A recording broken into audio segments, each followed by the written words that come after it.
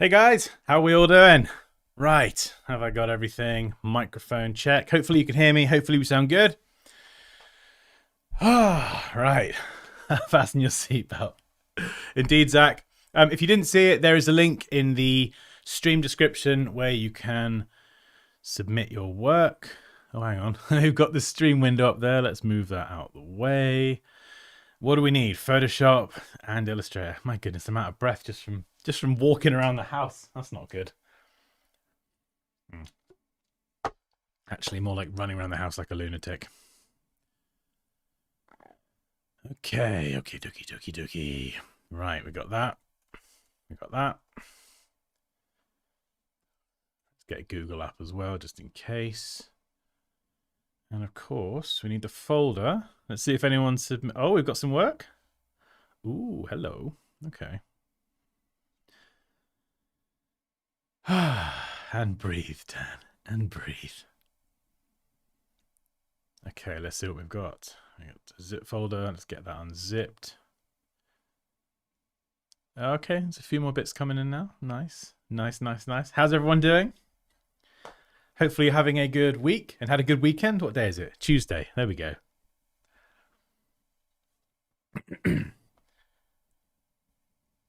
I will upload a file where I tried to replicate a picture. Fantastic. Hang on, let me just get the microphone in the right place. There we go. That's a bit better. I've uploaded. I've got it, Rian. I got it. Looking forward to seeing what you submitted. Good evening, all. What time are we here? 3 o'clock in the UK. Graphic up. Oh, graphic idea.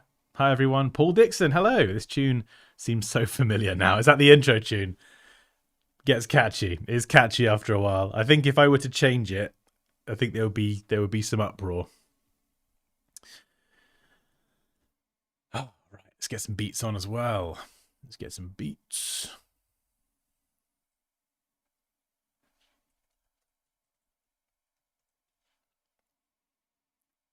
Poppy was asking me yesterday. She was saying, "How on earth do you chat on stream, listen to music, and like articulate your thoughts on a design all at the same time?" And I was kind of like, "Yeah, I don't know actually. It sort of seems to come very, very naturally."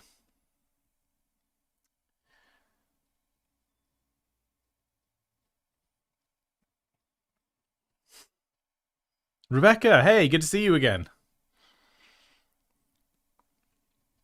Oh, actually, yeah, we'll pick up just before we start. We'll pick up from last week's stream because I made a few final tweaks to the design, and you may not have seen them. Yeah, so this is kind of, where is it? It was something like this. I can't remember if I did the text on stream, but that was where we ended up on stream with the Gal logo, pretty much. And I do quite like that. But there was something about the curve down the bottom. I don't know what it was. Something about the spacing. This spacing here was quite tight, and these gaps were quite wide. I don't know. Maybe it doesn't look too bad now I'm looking at it. But then I did kind of do, where is it? This version here that arguably is actually quite similar to the Mini Cooper logo as it happens. But it felt a bit more kind of Wonder Woman superhero emblem.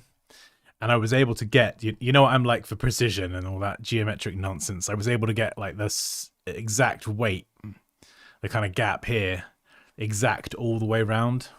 And so as soon as I straightened those out and then bridged the bottom, I was like, yep, this is the one. Even though it does look very similar to the Mini Cooper logo, which is annoying. Michael, hello. Hello, sir. Good to see you. Watching whilst I'm at the gym. Go down and hail. Oh, very good. Good job, Mike. That's exactly where I should be more. But instead, I'm sat on my ass talking about design with you lovely people. Oh, Hutton, good to see you again. Oh, we've got the regulars in today. I think we just need Reese, Mike Phelps, and a lock, and we are set. And Popinder, of course, and if she's going to grace us with her presence, who knows. So yeah, that was the Gal logo. I had a lot of fun doing that. And the Rebecca logo. Rebecca, I don't know if I showed you this, but you'll like this.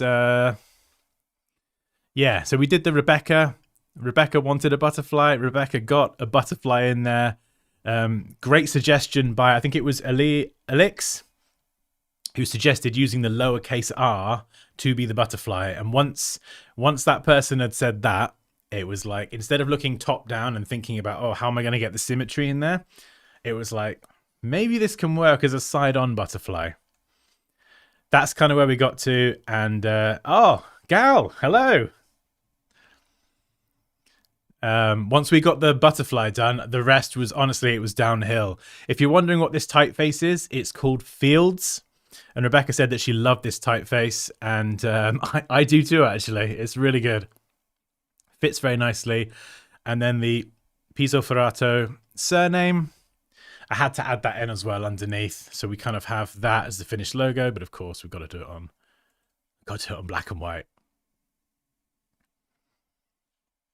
I do love me a white logo on black, and that was the kind of finished design. And then we got the nice sort of logo mark over here, which I think looks pretty cool. Yeah. And Paul says no black screen this week. No, I made sure the last two streams, they've had a black screen start. So this week I was like, no, we're not doing this. Michael, hello, Mr. Mike Phelps. There we go. We've got the full house today. Arnett, hey, good to see you again. Stephen, hey Dansky, good to see you, sir. Awesome video this week. Thanks so much for sharing. Thank you very much, Stephen. I'm glad you enjoyed it. If you haven't seen the video this week, I should probably... Well, it's on this channel. It's on the channel. It's 17 pretty awesome tricks for Illustrator. So if you're learning Illustrator and you want to learn some of the kind of the little nuggets, the little secrets and techniques that I use all the time, hopefully you enjoy the video. So yeah, that's where those two logos ended up, and it was really good fun actually. That was definitely one of the better, or the logos that came out of that stream were definitely some of the better ones that I've done, I think. Costa coffee is an essential. Yeah, I got my coffee. The Costa is gone, but the it's been reloaded with with peasant coffee. Actually, no, it probably is nice coffee. My brother always gets the good stuff. I'm the one that gets the cheap stuff. Oh, thank you, Hutton. That's very kind of you. Vidava, how are you, Danny? Very good. Danny. Oh, that's funny. My mum wanted to call me Danny. Oh, I'm having a fever. Oh, no. Oh, no, that sucks. Just uploaded a silly something, zero fancy, just Adobe Fresco tinkering. Ooh, okay. Mike, we're definitely going to check that out, man. That's good. Rabbit, hey Dan. Hey, good to see you. Maybe I'll make it into a sticker to my iPad or something. Yeah, that'd be cool. So for anyone just joining, if you'd like to submit your work for a chance to be reviewed today on stream, then there is a link in the stream description. Rebecca says, I love it. Excellent. Fantastic. Oh, brilliant. Yeah, I think the hard part was kind of the butterfly. Once we got that in there with the type and we integrated them together, it was all downhill after that. Russell says, love the butterfly. Excellent. The black and white version is very cool. I love me some black and white. How do you submit a logo? Okay, so Corey, there's a link in the stream description and it will take you to a Dropbox page. Upload your PSD file, your Illustrator file, your JPEGs, PNGs, whatever it is you like.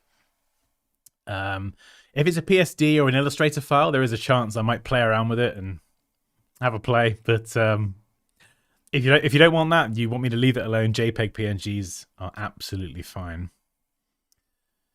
The black screen provided drama and anticipation, says Christian. Nice. Yeah, I see what you did there, Christian. Very good. Right. I don't know if James is here yet, so I'm going to have to do my own segues. Oh, I'm going to have to be responsible at promoting my own course today. Unless James is lurking. James might be lurking. Moosh might be lurking as well. I don't know. We'll see. So if you want to learn everything I know about Adobe Illustrator, there's a link to the course. I'm not going to waffle on about it too much. I spent 6 months making it. I love it. I'm there to help teach people Illustrator. If you want to learn it from scratch, There's the link. I'll let you check it out for yourself because obviously we've got designs to review and I don't want to waffle on too long. Oh, Mike says the double click on the text box thing made me realize how much time I've been wasting recreating text boxes in Illustrator for like a decade. Yeah, I didn't know that one till recently either, Mike, as well. Yeah, it's one of those little things, isn't it? That I mean, Illustrator just has so many features, which is great, but I think that's what puts people off learning it as well, is because when you're coming in fresh, it's just so overwhelming the amount of stuff you can do. I just drink instant coffee, yeah. Often the coffee from the dollar store too. The R butterfly is very creative, love it. Oh, excellent. Thank you, Paris. Russell, I submitted my work. Couple of mediocre t-shirts I designed. Designs I did. Mediocre. Oh, I'm intrigued now. I'm kind of like, first question is, well, is it mediocre? Are you being modest?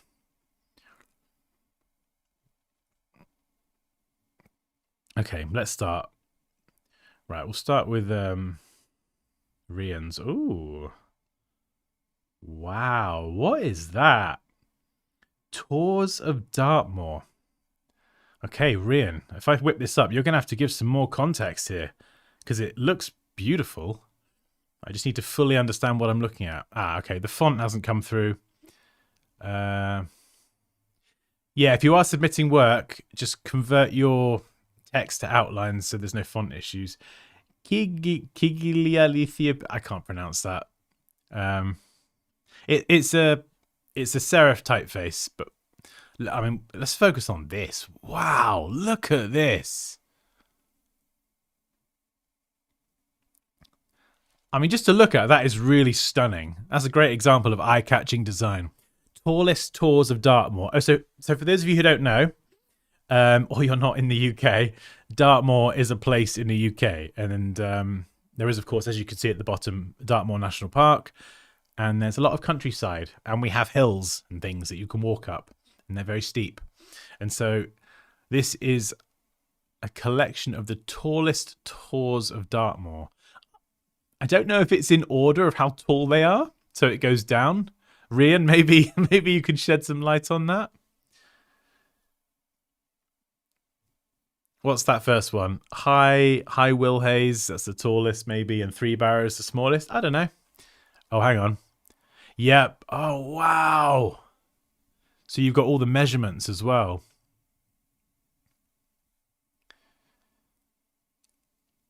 Yeah, I mean, I don't know if it's done in order. That's the... Oh, I see. You've done it in alphabetical order. Okay, I suppose that makes sense if you wanted to find a particular one.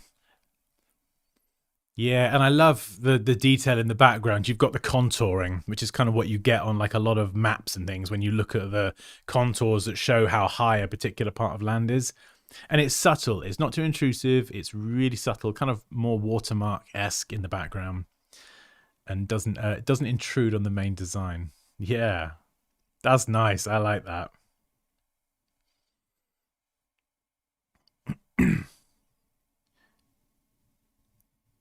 Christian, this butterfly logo would look awesome engraved. Dan, do you work in InDesign in your everyday design jobs? I've not opened InDesign in a long time. I got to be honest, Gal. If I was doing project work for clients and I was doing like brochures and magazines and multi-page documents, maybe I might still do it in Illustrator. But if it's a big publication, InDesign is definitely the way to go because it can manage multiple pages, hundreds of images in a more, well, you try importing hundreds of images into Illustrator and your file size will be massive and it will probably struggle to even run. Like, so InDesign's more suited for large document publication. Is this done with the graph tool? Right, what's Rian saying? It's an infographic poster showing the top 100 tallest tours of Dartmoor. It's a radial graph. Oh, nice. Okay. Topographic lines is the term. Oh, right. Topography. I think. No, topology. That is topology. I think that's 3D design. This is really awesome, says Mike. Very nice. Russell, There's a lot of effort, says Sema. Yeah, I mean, you know, if you're going to do something like this, you've got to get your lines spaced equally apart. The precision has just got to be on point. Yeah, that's really nice.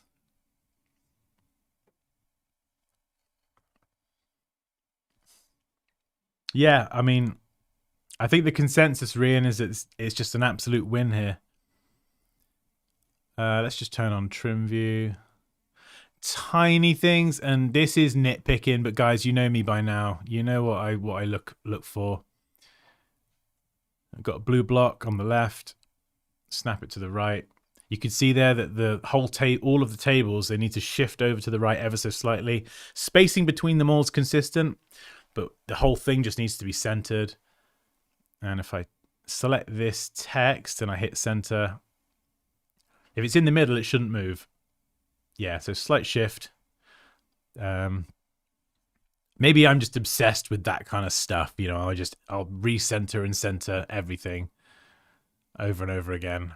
But, you know, really minor detail. In the context of this design, it's really, you know, no one's going to notice. But it's one of those things you can do just to kind of do you know what I mean? Or maybe I'm just being petty. I don't know. That's just kind of me. One of my little quirks, I think.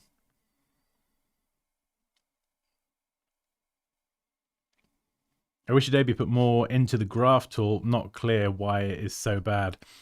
Yeah, it's one of those tools I don't really use a lot. I mean, I guess if you do a lot of data visualization, maybe, I guess. If you've got very specific values, you probably need to use it. And at least what you do with the graph tool, you can then expand it all after and customize it and make it look much prettier than the default graphs. But I think it's been around a while. I mean, correct me if I'm wrong. I think it's one of those tools that's been around for a long time. And I don't think the graph tool's been updated, or I don't know if it's had any love in a while. Rian says, I made a bar chart using the graph tool. Oh, okay. And then made it a stroke and then applied a stroke to a circle. Okay. Wilonzi. Ian, hello.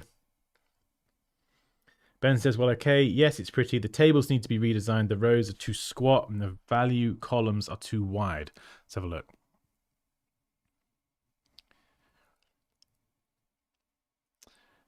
I suppose that is a fair criticism. Yeah, that is a fair point, Ben. Maybe we could just get a little bit more padding top and bottom for each row. And yeah, this width here, this isn't too bad, I think. But some of these are quite long. I'd probably take the longest one and go with that. So we're probably looking, there we go. That's not too bad. But yeah, these columns on the right, you could squish them all in because they're only ever going to be 3 digits and a letter. And that would just kind of help you kind of squish it in a bit more. Also, this is a weird one I've just noticed, right? The design at the top is always going to be off center because the bars get shorter as you go around. So let's see if I can move this around. I can. It's kind of like, what do you do in this situation? Do you keep it technically centered, like the kind of circle shape in the middle is, this circle here?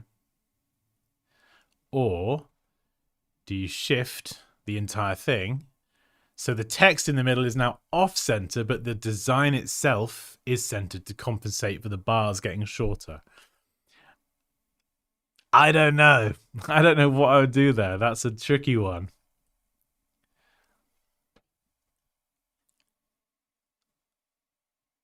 Oh, that's hard. I might go halfway actually. So nothing is centered, but this is still close to the center and that is still pretty close. It's one of those things you're not going to win because the design changes from left to right, so there is no solution. That's a good point, Paul. What do some of the stars refer to? What does the star mean? So someone looking at this, how would they figure out what it means? And should there be a little key, a little kind of legend or a key under here that just shows what star means? Ah, Ben says no changes to the graph tool in years. Decades. Has it been that long?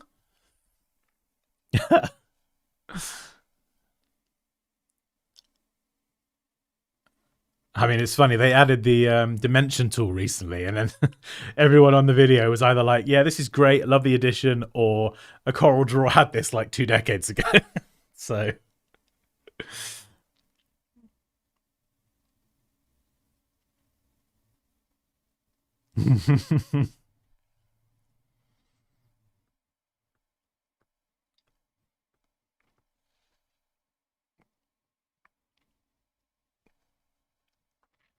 I feel like the tables can be more delicate.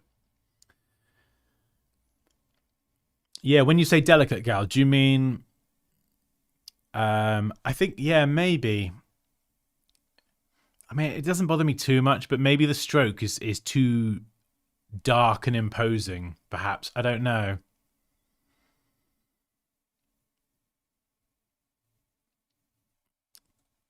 Yeah, maybe sometimes with a table you would kind of have the dividers because there's a lot of dividers. You might have them a slightly lighter or slightly fainter color, just so it's not so kind of harsh having divider just repeated down the page. You know?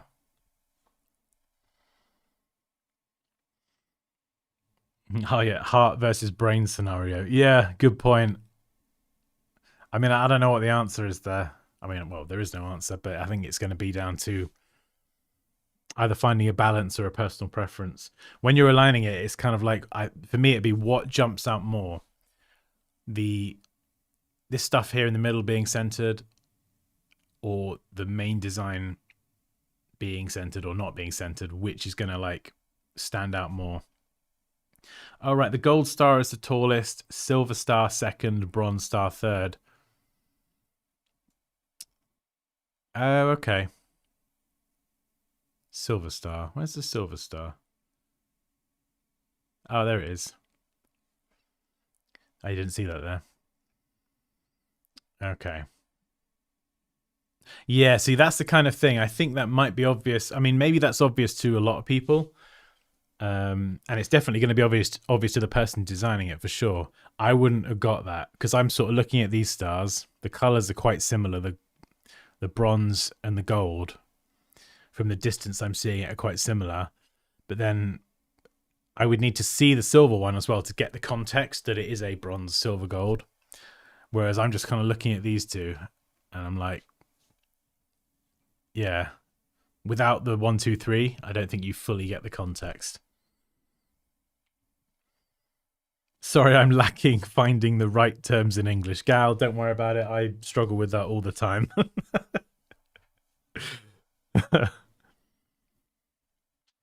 Okay, so and I guess you feel like the table looks like a bit dated, perhaps?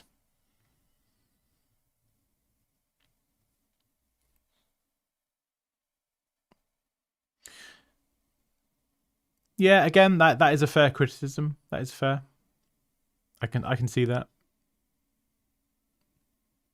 I mean, I don't know if it would work or not, but there is part of me that's like, what would the stroke look like if it was either the same color as the contours, this darker green, so it kind of the tables become part of the contours. That could look quite cool. Or maybe the lighter green. So we don't have the sort of strokes anymore being so obvious, but we still get the white box that has some sort of contrast.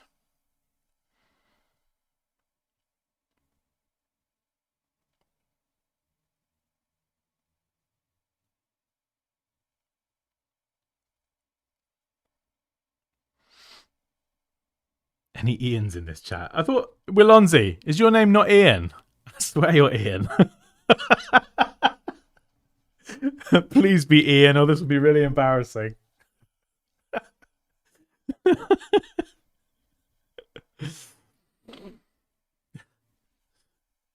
Mike says for the table there could be some tints used of the top greens, top blues greens to make it a little more cohesive and less abrasive. The harsh white cells background stand out.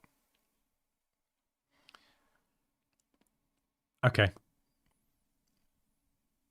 Yeah, that could be a good shout. And I think that someone else said that the kind of the gold color does feel a bit random compared to the rest of the design. So yeah.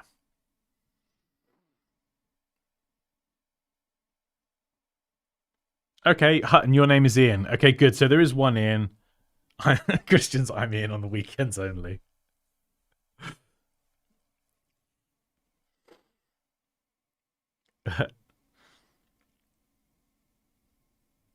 Why you laugh? I missed this part. Because I might be calling someone Ian whose name isn't Ian. And now everyone in the chat is apparently called Ian.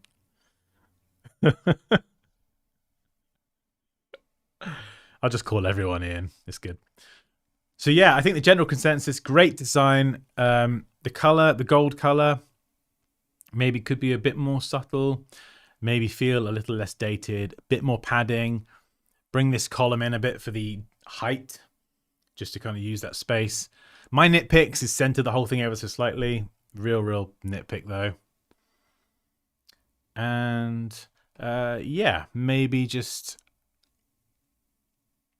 some sort of key for the gold, silver, and the bronze. Just because, at least to me personally, it just wasn't immediately obvious without any kind of explanation. So yeah, hopefully that's helpful. A few quick fire thoughts. Hey from Chicago. Hey. Remember, the one key to the right of Ian is OSM. Oh, cheers for Willonsi. Thank you. Hopefully your name's Ian. If not, I'm just going to call you Ian anyway now. It's done. We've got one Ian here, so fantastic. Thank you so much, Ian, for submitting that one. That was a lot of fun. Really nice. Beautiful, actually. Really beautiful. Oh, I need some water.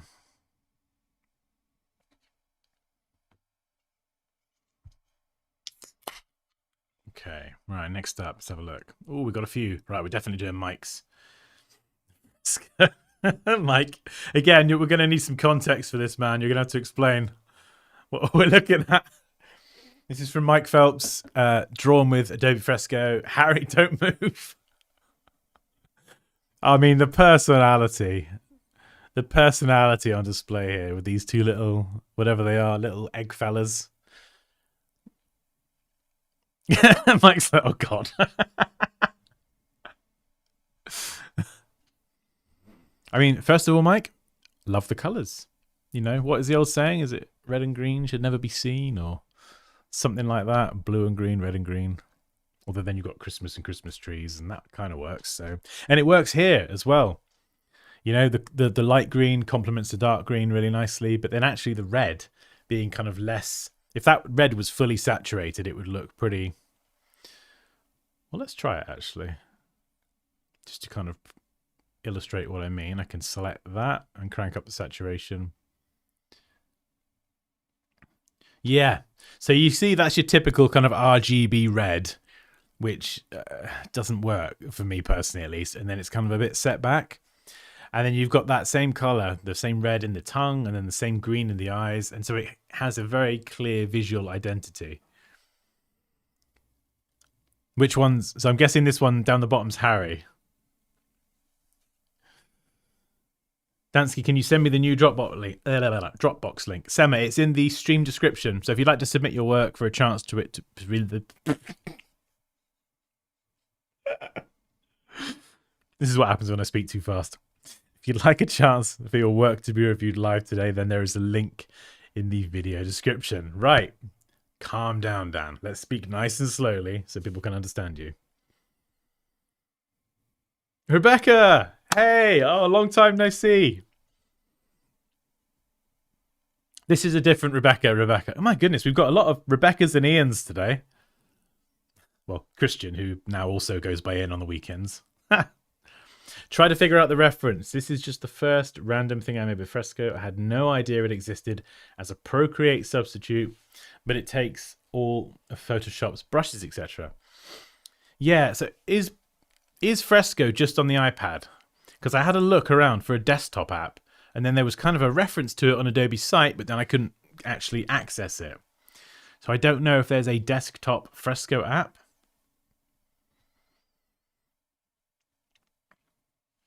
Hutton says, looks like a children's book cover at first glance.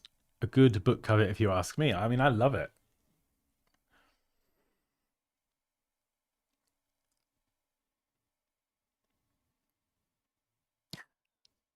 Cute and very impactful, says Stephen. This is a Home Alone reference.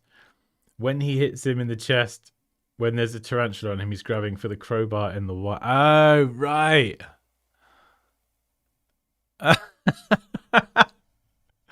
Oh, I see. That's good. Oh, Home Alone. Man, not seen that in a not seen that in a minute. My goodness.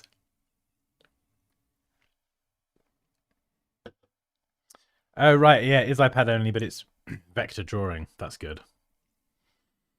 Hi, Rebecca. I'm also Rebecca. Meet Rebecca. Why is there a need to desktop Fresco? Oh, just so I can have a go on it. You know, I've got a pen display here. I'd love to try out Fresco on the desktop. I just don't have an iPad anymore. I mean, it's brilliant, Mike. I love it. I love the reference. I like the colors. It's just great. Thank you very much, sir. That was good. Good fun. I like that.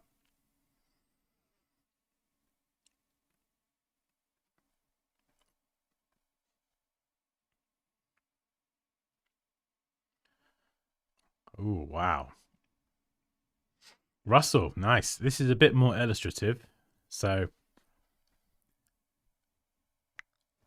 any illustrators in the chat can probably be more. Whoa. Ha, what is that? We've hit a roadblock. I've got to screenshot that. We've hit when what? When does Illustrator say we've hit a roadblock?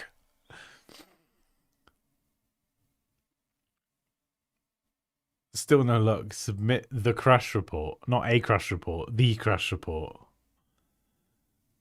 I have never seen that before. We've hit a roadblock. Oh, I guess we've got over the roadblock. My goodness. Russell, what's in this file? Yeah, so anyway, as I was saying before I got interrupted by the error, any illustrators might be able to provide some more useful feedback than myself. Illustration is not my forte, but something that I do enjoy doing. I mean, it's just so wild, isn't it? Look at it. It's amazing. Because love can burn like a cigarette. Lovers rock, lovers rock. I mean, it's beautiful, yeah. I love the different shades of red. That's really nice. Yeah, so while hacking away at the final touches of the icon set, family keeping me super busy. Oh, tell me about it, Rebecca. I hope everyone's been well and the fam. We're all good, thank you, Rebecca. Oh, yeah. Family life and kids keeps you busy, doesn't it? Mike says, thanks. I'm doing a very serious logo for an AI company, and so this is more of a side project to loosen up. Can't share that one yet, sadly. Ooh, that would be cool to see, though.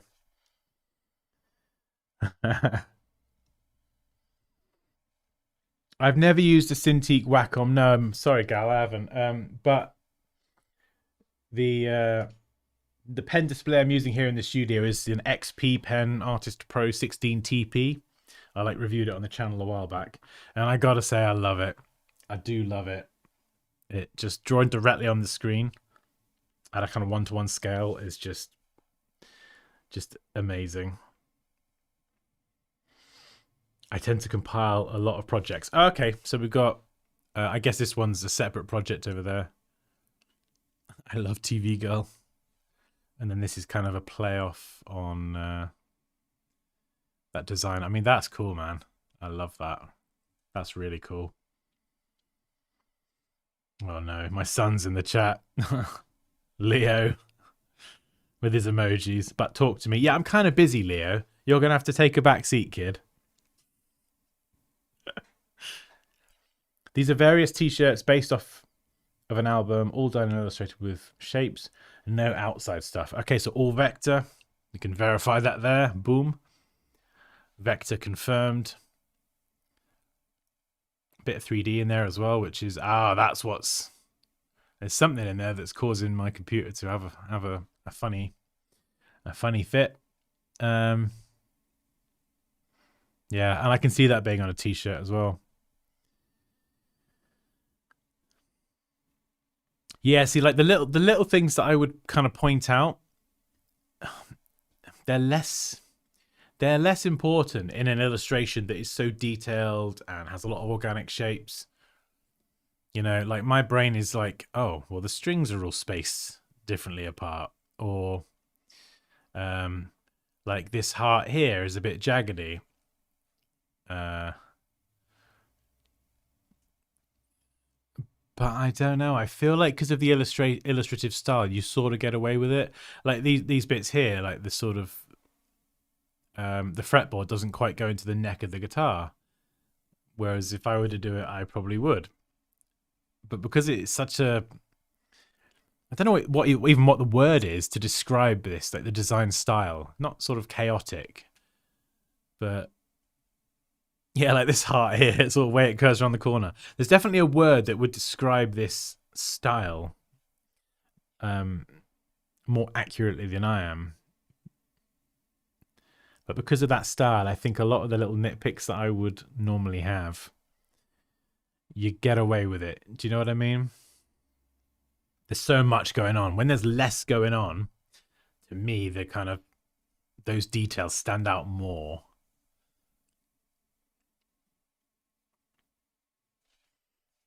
Hey, Leo, buddy. Oh, it might be a hidden layer for something. I was doing a children's book and just hid it. Oh no, let's have a look. Oh, so maybe there's something somewhere that's. Let's see if we can find it. This is fun. We can dig through the file now. Let's turn everything on and melt the computer. Whoa, hey, this looks cool. Not seeing a children's book, but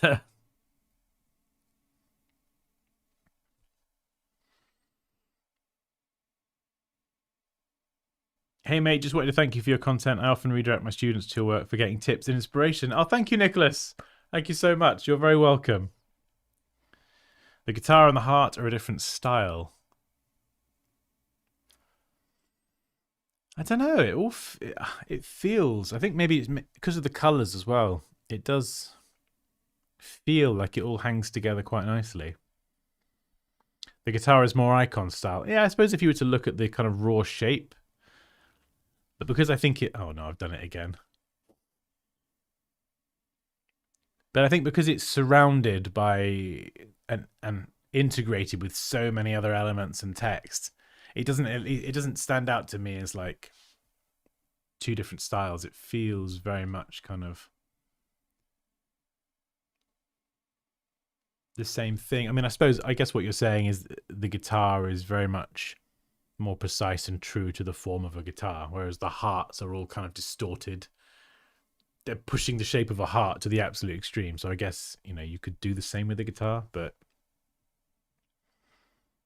I suppose you've got to have the core centerpiece of it clearly identifiable, right?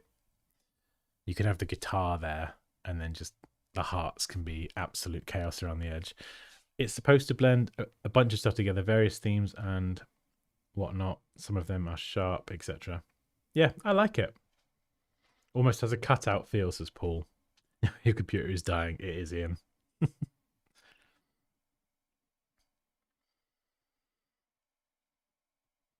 This is my dad. Hey guys, welcome to a new video. Well, this is a stream, Leo, but thank you for the support.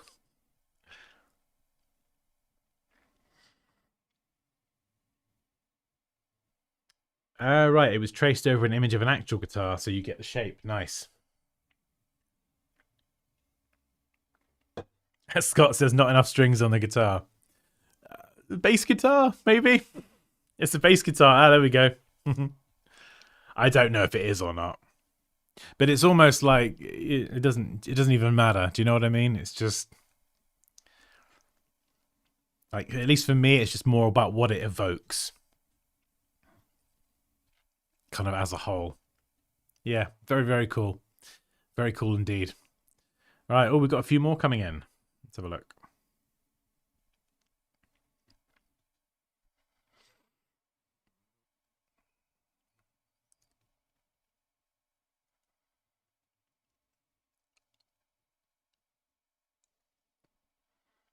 Let's do a logo. And no more fonts. Okay, hang on. Let's see if we can open that in Photoshop.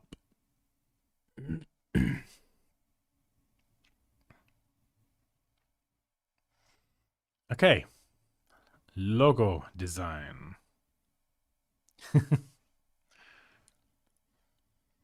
Yeah, Ben, that's my Leo White's my son. He's 8 years old and he's somehow been given access to the iPad. Yes, I'm the son.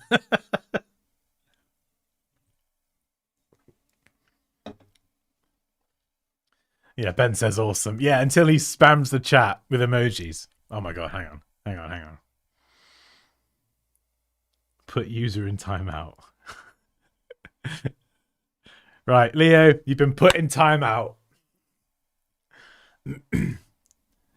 8 years old. That's an old man. If 8 years old is an old man, Ben, then I'm a relic. Leo started an emoji chat. He could run Fresco. That's very true, actually. That is very true.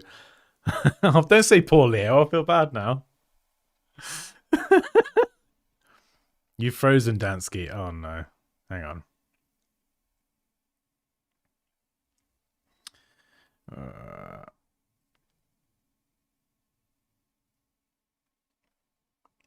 Let me turn the camera off and on. Oh.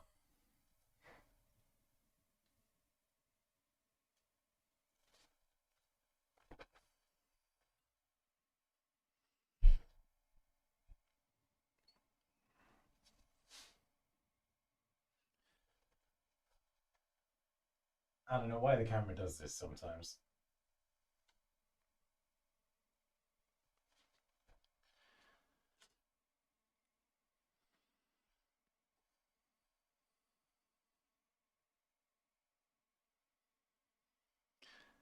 Come on, technology.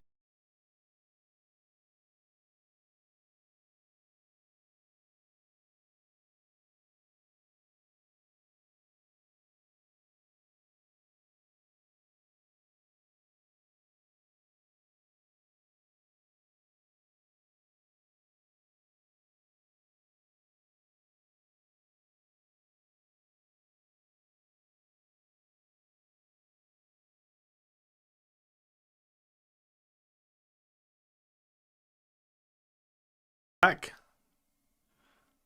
No audio. Can't hear you. Can you hear me now? He put Leo in timeout and he's hacked the entire channel. Can you hear me? All right, I don't know what happened there.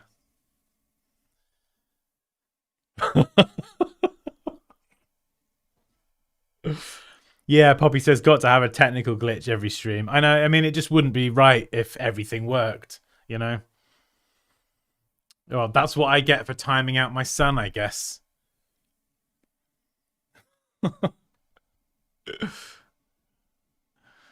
Anyway, logo design.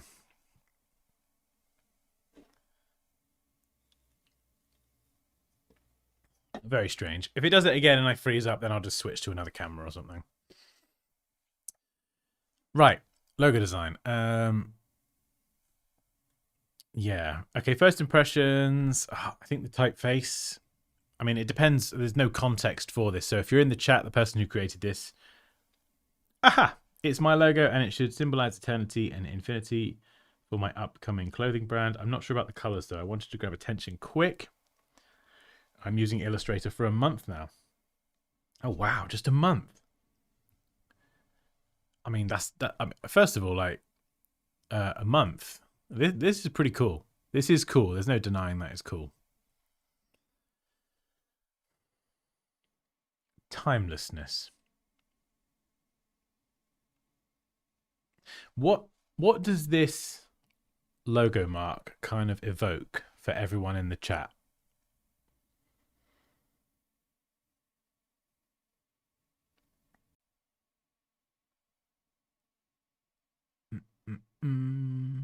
Because I'm getting a few things.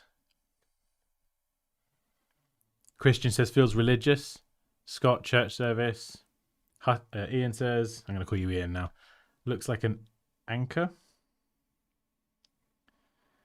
Tell us how you did the swells. Don't make Leo upset. He's like the girl in that movie, The Creator, where she can influence tech with her AI in mind. Oh, goodness, I hope not, Mike. We're all doomed otherwise. ANK8. Right, anchor. What is that?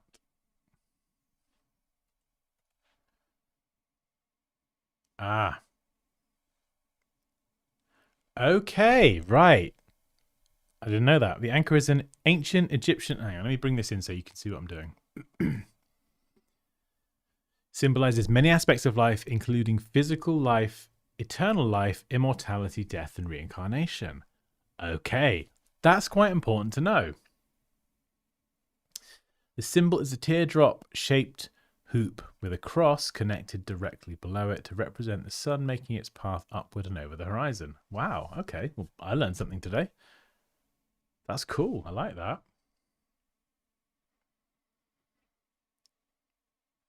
Okay, interesting.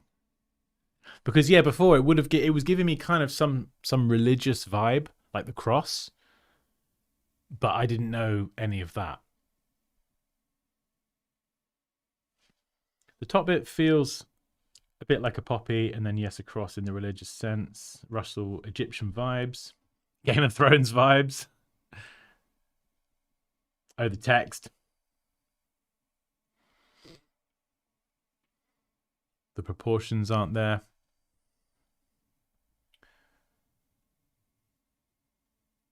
Yeah, let's whip it up again. Let's have another look at it.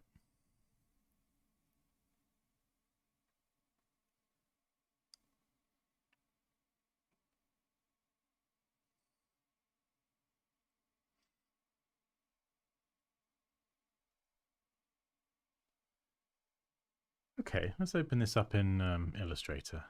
Let's have a play. Let's have a play and see where it goes. If nothing else, I'll just kind of walk through how you could create that anchor shape. I guess that's how you say it. All right.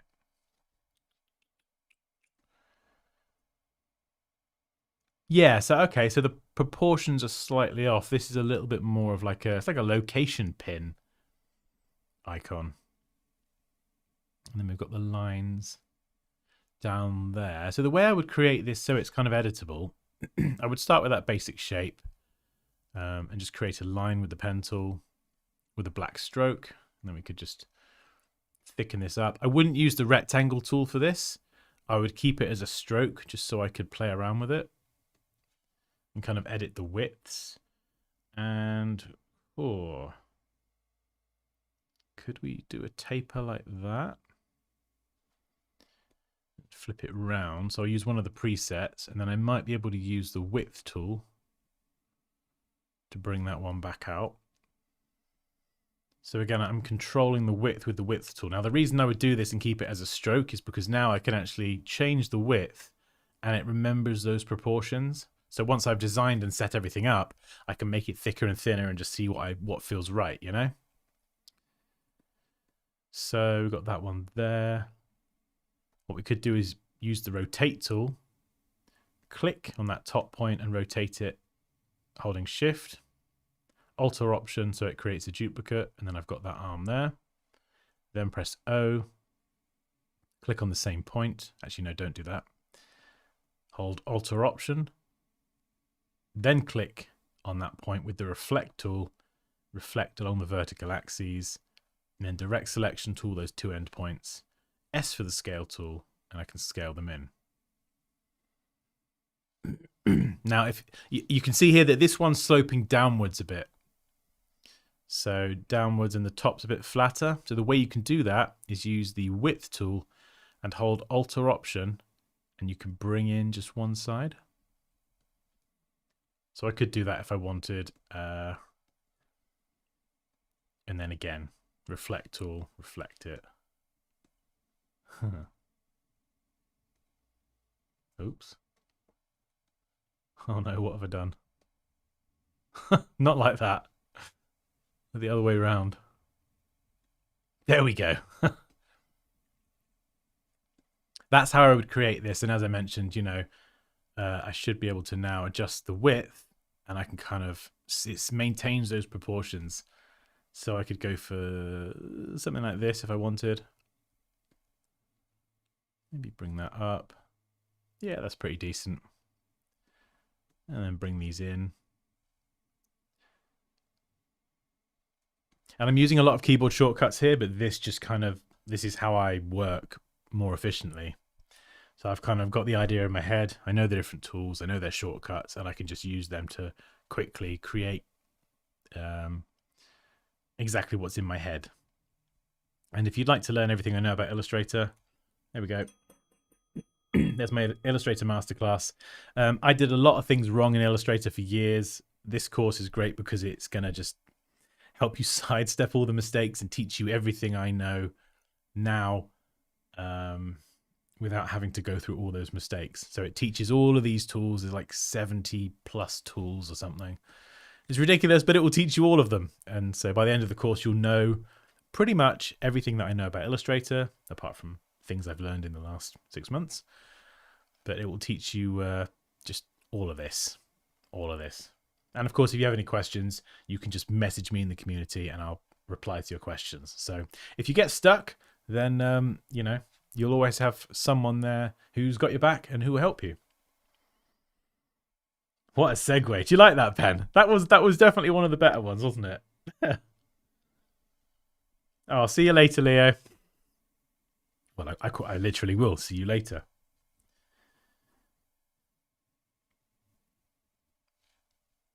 Yeah, that's a good point, actually, Christian. So the anchor symbol is kind of like a T for timelessness. So I suppose, yeah, you could do something with that, actually. You could have the T for timelessness. Now, how would I create this drop symbol? There's a really, really easy way to create a location pin.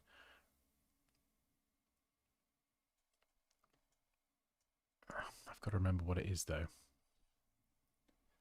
There we go. Okay. So if you have a circle, you grab this bottom point with the direct selection tool, click and drag downwards. And then with that point still selected, you can convert it to straight lines. And you kind of get that location pin shape. And then you can, of course, you could play around with this if you want to tweak it. Personally, I'd probably just maybe pull the handles down ever so slightly. Actually, no. Let's leave that alone. Actually, no, that's not the best. Let's try another way. There is a really easy way. I just can't remember what it is. Let's try something different. We'll try polygon tool. We'll try 3. Flip it around. Centrally align everything. And maybe let's swap that to it. There we go. Let's swap it to a fill, a bit easier to work with. And then I will line that up. There we go. Nice. Line that up. Select both shapes. Combine them in the Pathfinder panel. Swap the fill and the stroke again. There we go. Much better. And then I could bring this. Oh no, what have I done here? Oh, I've mucked up. I've messed that up, haven't I? Hang on. There we go. Okay. I really screwed that one up.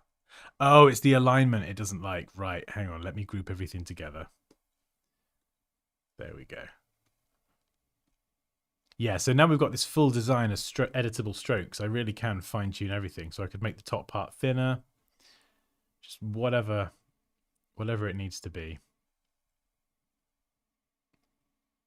And that's how I would design this symbol with like more precision.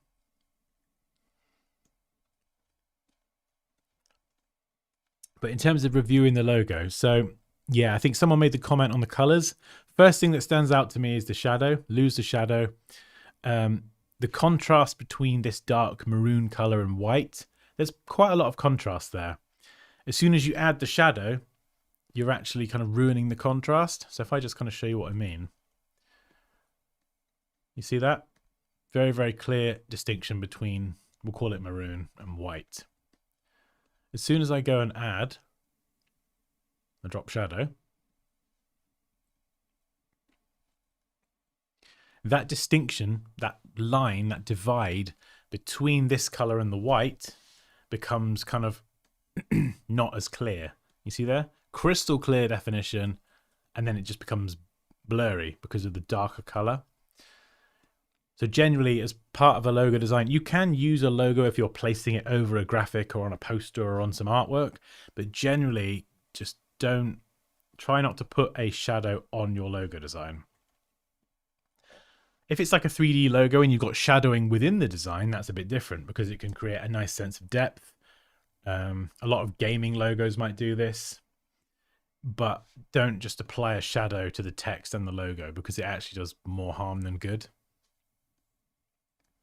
So I think the color can work, but because of the shadow, it's not working. Do you see what I mean? So if I were to go and apply this here, you know, as a logo, that's got plenty of contrast. Like it's fine. In terms of the font, it's hard to say. It's hard to say. First thing I'm not too crazy about is and I wouldn't recommend anyone do this, is the stroke applied with the sort of, you got a dark body color and then you've got the pretty dark maroon colored stroke. You've got to be careful with stroked text on a logo design. Oh, cheers, Stephen. Thank you very much for joining. Catch you later, man.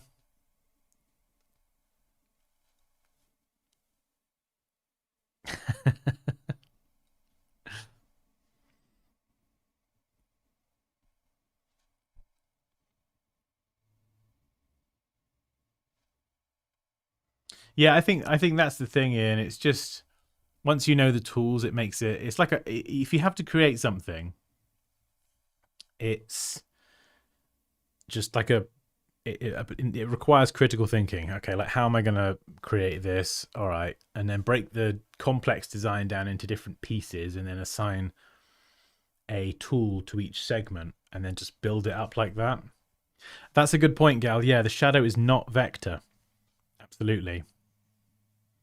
So you can still render the shadow at 300 dpi. So if you've got any of these raster effects from here, you can still render them at 300 dpi. So they're good for print, but they're not vector, which means you can't scale them to any size. You will get to a point where you will lose quality.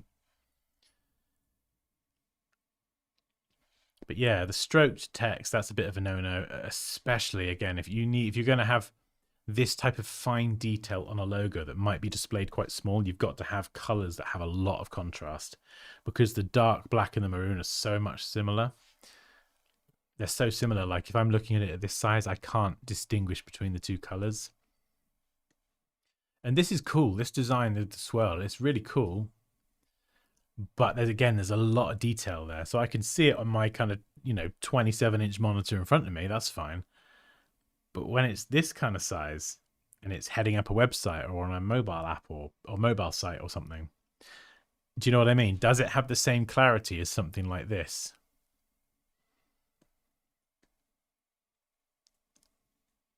So I like the idea here with the kind of the infinite loop. So we could do something again for the top here. We could lean into that. So how would I do that? Infinite loop. Right. Let's think down. Circle. Right. So I'm going to try copy paste. Hold shift and we'll get this down halfway. I think I've done something similar actually. Make sure those are aligned there. We're going to duplicate this by dragging with Alt or Option and Shift. Smart guides. Snap it in place. Good. Yep, we're all good. And then what I could do, for example, is well, first of all, copy it in case something goes wrong. Grab the shape builder tool. We'll do 1/2. Yeah, a bit yin and yang, actually. Yeah, we could do that. We'll do another version, though. It's either yin and yang or a circular coffee beam. One of those. Could we do another one? Or is that too complicated?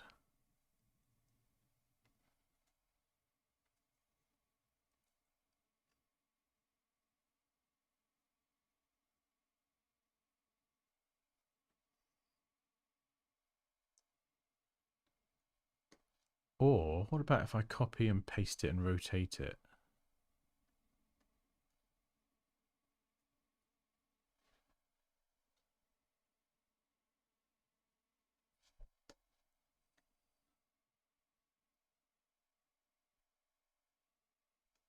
Let me just see.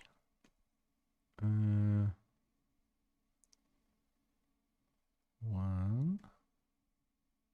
No, I don't know if this is it. Nearly. You can see I've gone slightly wrong somewhere. Let's try again. 2, 3. Is that it? Yeah, that's not really timelessness though.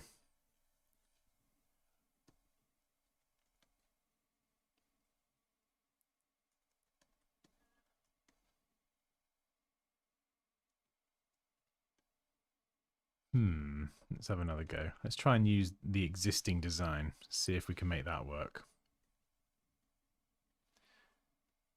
So something like that. We'll bring the stroke down so I can actually see what I'm doing. I definitely did something similar a while back.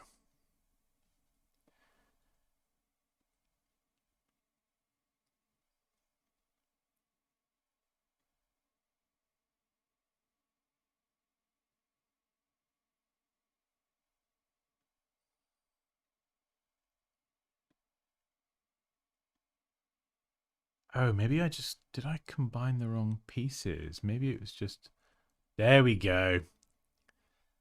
That was it. So I had the design right, but instead I combined it into coffee symbol instead. So I shape builder tooled the wrong pieces. And that is quite chunky. Let's scale that up. If I round off those corners, yep, it should hide those weird bits. And now we've got an infinity symbol. Let's bring it down in weight. It's a bit too chunky.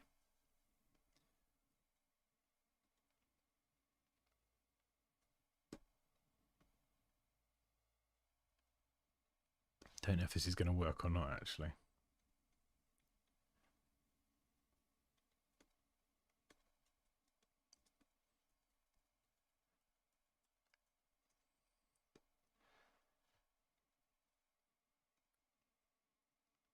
But essentially what I was trying to do is combine like an infinity symbol on top. Stretch it up. No, don't do that.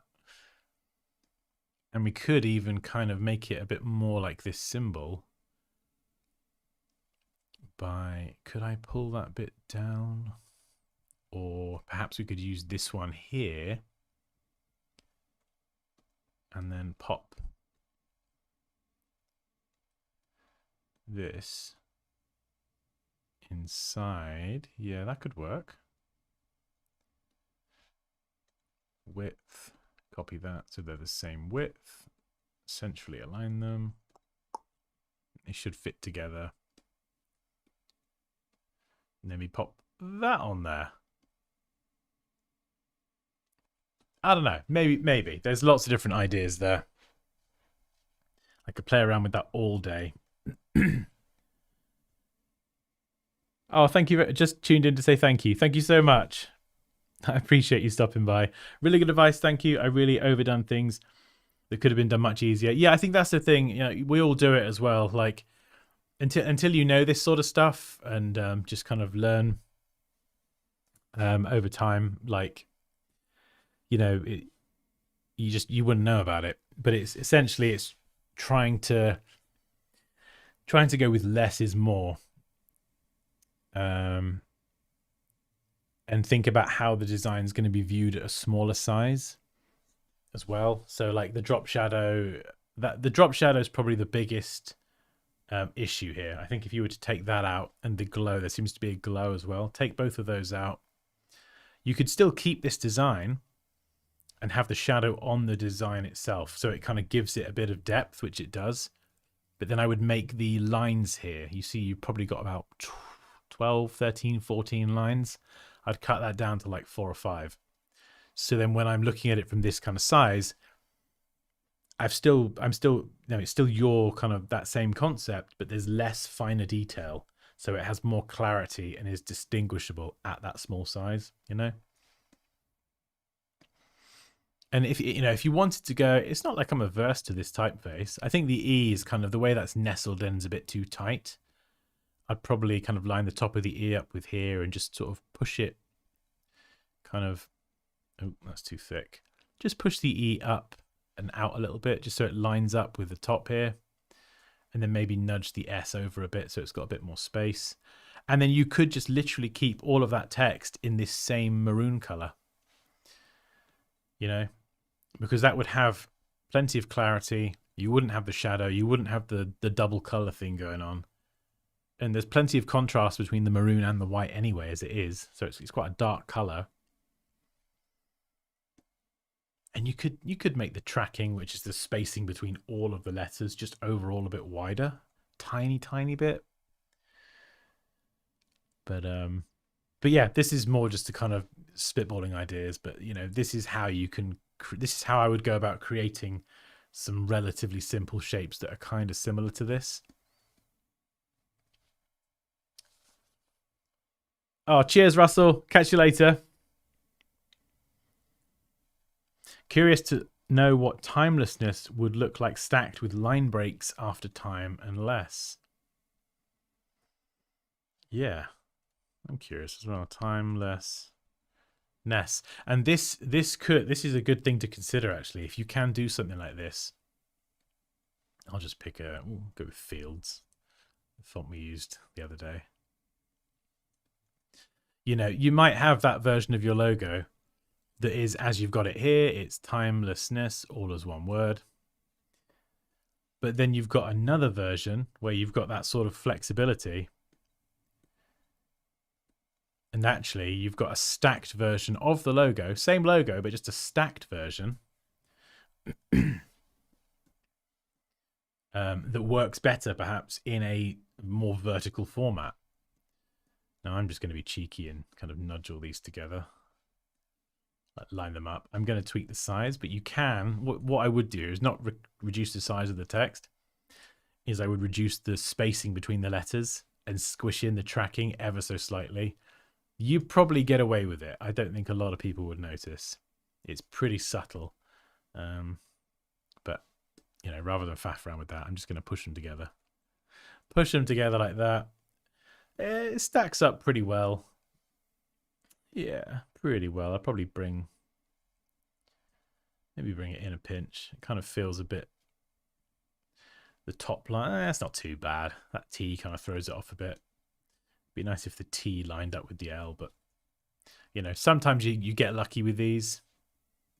So just to kind of give you an example, you might have, let's just grab this symbol over here for now. We'll say that's a finished design, whatever. We'll scale that down. And you've got your timelessness there, boom. We've got another version over here where it's stacked. Pretend that's the same height. There we go. Fantastic. Not too close though. We've got another version over here where it's stacked. This is going to be like maybe a book cover or something, a poster, anything where you've got that vertical format. This is all the same logo, but it has the flexibility for these different applications depending on where it's going to be used. So if you do have words that you can stack like this and create those different versions, you're just going to give yourself more you're going to make the logo more flexible,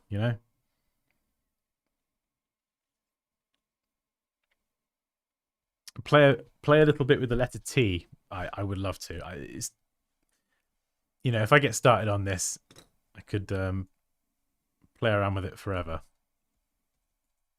Hours. Is that helpful? Hopefully that's helpful anyway. So yeah, I think the key takeaways are no shadows, unless it's directly within part of the logo design. No shadows and glows, less small detail, and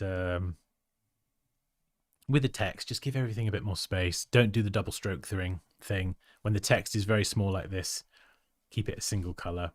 I think that the best way to do it is to zoom out like this and look at the design and go, can I discern the detail in this design? If you can't do it from that sort of distance where it's going to be like a website size, you might have to rethink it and be like, okay, maybe I could, change the thickness of something or reduce the amount of detail, or do it anyway. It's just my opinion. I'm just one guy. It's just my opinion. Sup, Dansky? If you're seeing this, please shout cool. Cool! There you go. I'm a human jukebox. You happy now? Mike says, in short, the logo application for this one should be, wait for it, more timeless. Very good, Michael. Very good. Gal says, Dan, how much do you focus on the purpose and meaning of elements in the logo, and how much are you taking the aesthetics and I'm sorry, I'm not sure what that word is. Destined just because it looks cool. Oh yeah, I mean, this is actually quite an important thing to mention. When we do a lot of logos on stream, it's often not for a client with a brief with specific objectives, and we're not doing more kind of to do with the brand as a whole. A lot of it is it's just fun. It's fun, like, decisions. Sorry, decisions. Yeah. Oh, I see what you're saying. Right. How much am I taking aesthetic decisions just because it looks cool? Yeah, I think with my design style, like, basically I want it to fulfill the brief. So it's got to fulfill the brief. It can't just be cool for the sake of it. But if the cool elements or the design flourishes, or I know what you mean, like the little details you add into it, if they support the brief and the objectives that I'm trying to kind of, the whole purpose of why we're doing this, we're not, a company's not saying to me, oh yeah, I'll pay you to redesign this logo because I want it to look cool. It's usually because they're either starting up for the first time or they want to redesign their logo. There's obviously usually a business reason that underpins everything. Well, why are you redesigning it? Is it because you want to portray yourself differently? Do you want more customers? Do you want to have a more professional front and appearance for your business, which would then lead to more customers and more sales? There's usually some sort of business goal. So I always try to tie my decisions creatively back to why am I actually doing this? And that's the conversation that, like, I don't generally do project work now, but even when I work with brands, if I'm doing a design or something, but more relevant with clients, that's what I try and tie it back to. I tried to avoid conversations about the specifics of the design and personal feelings and personal opinions, and I try to bring it back and keep it focused on the business goal for this. I'm not designing a logo for a company and then Mike from accounting, for example, sorry, Mike from accounting, but Mike from accounting says, oh, I don't really like triangles, or I'm not a fan of the color blue, or I don't like lines, or do you know what I mean? It's like, Mike, we're not designing for you, we're designing for the brand and their customers. So I try to keep the personal opinions, even my own, to a minimum and focus on what the actual purpose and the business objectives of this are. Does that make sense?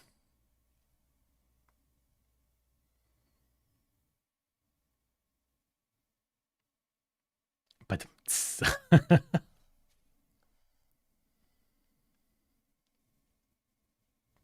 can you redesign our logo? We made this in MS Paint, and by the way, make it pop. Goodness, no.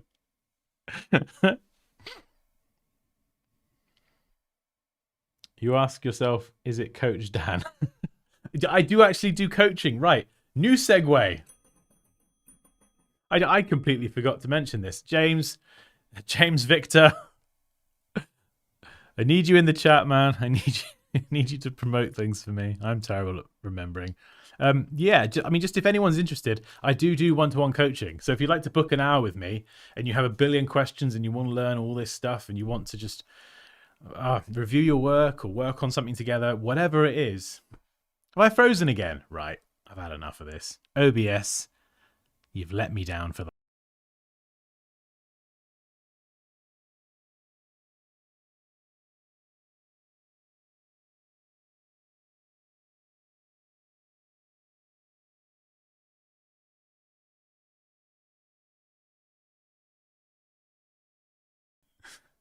My face is rather large. I might have to move back a bit and over here. There we go. Right. How's that? Is that okay? Sorry if that offends anyone, my face being just so massive on screen. Hello. Okay, what was I saying? Yeah, right. So I do coaching. There's no sound now. Of course there's no sound. Is there sound? There's no sound. There's no sound, is there? Of course there's no sound. There is now. Excellent. Okay, fantastic.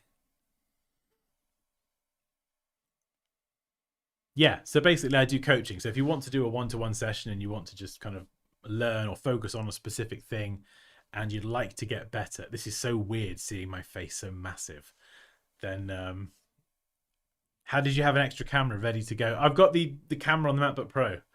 It's built in. So the main camera has failed, but this one is good. But yeah, so coaching is available if you'd like it one-to-one.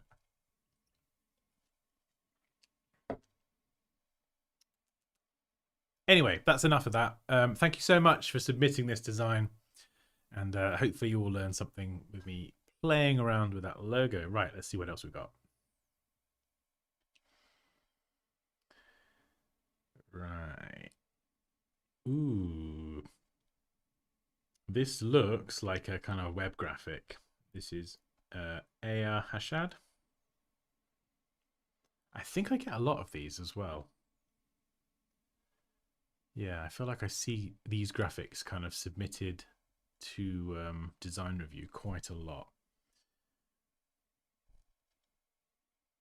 Right, I need some music. I need some music. There we go. There we go.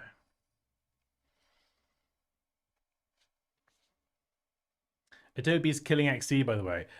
When you say killing, do you mean getting rid of or like discontinuing? Because I know they've discontinued kind of support, development for it. It's a pretty good built-in cam. Oh, good. Yeah, I'm gonna have to change the size. My face is just too big. It doesn't fit in the circle.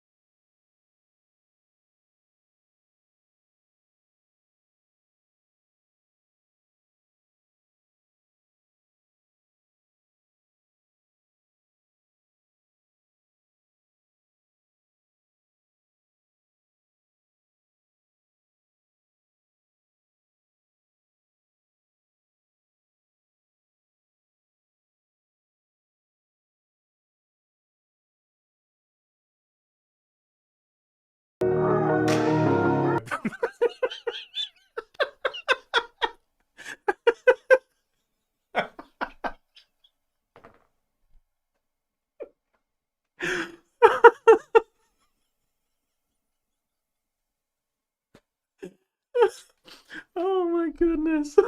I'm so bad. I'm the worst streamer. Start it again. Oh my goodness, this is awful. You know what? Maybe we'll just use this camera in future. It's more reliable than the old camera up there, so maybe we'll just just stick with this one. Feels like a Monday, huh? Yeah. Oh, tell me about it, Rebecca. Yeah, sorry if that made anyone jump. Right. What am I? Right. Yeah. Okay. Design. Right. Oh my goodness me. It's fine. At least there's no black screen. Okay.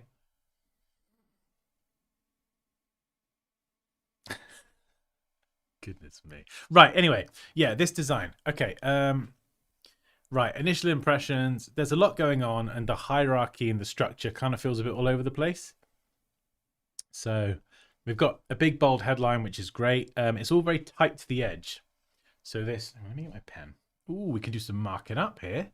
Right. What color should we have? Let's have a nice contrasting pink. This is my feedback marker. Yeah, so you can see all of this stuff is so tight to the edge. The space here, there just isn't really any. So I just give that a little bit more breathing space. Heading's quite nice, the way you've got the distinction between light and bold. The text size is almost the same height.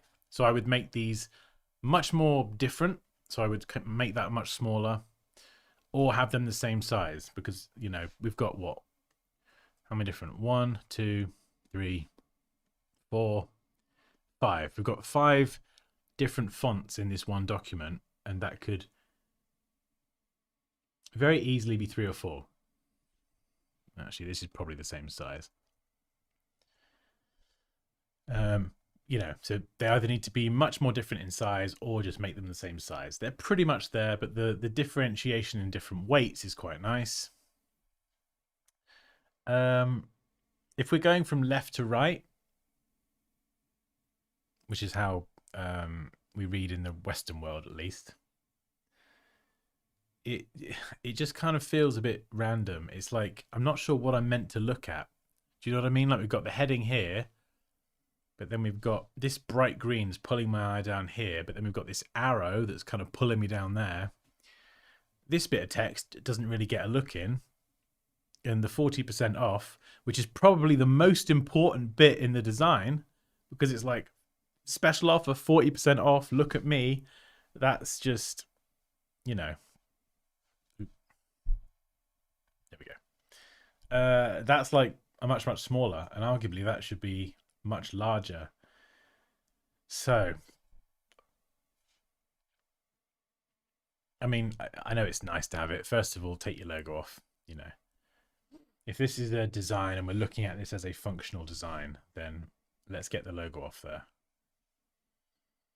This is kind of this probably plays on what you were saying, Gal, about this isn't obviously logo design, but these 3 dots, no, 15 dots. There we go. I can count. These 15 dots, they're not doing anything. They're not doing anything. It's like a design accent that just serves no purpose. So get rid of them. You know, if that was a watermark and they were coming up in the background all over here and they blended into the background with like an overlay or soft light, cool. It adds like a bit more, it's like a bit more something visual that isn't too distracting, but it's like white on black and it's just why do, you know, we don't want to look over there, so get rid of that. Social icons. Social icons on their own are quite honestly useless, you know. Everyone, or at least most businesses, have Instagram, Facebook, and Twitter, or X, or G, whatever it's called. If you know, you need to write the handle there. So, what is the company name? So you need to have. Obviously, you're not going to fit it there, but you need to have the hashtag, the handle, the at, whatever. So I know what your Instagram or your Facebook handle is. Having the logos on there is like, okay, great. I expected you to have those social things, but I don't know what it is. So you either need to get it on there or get rid of them as well.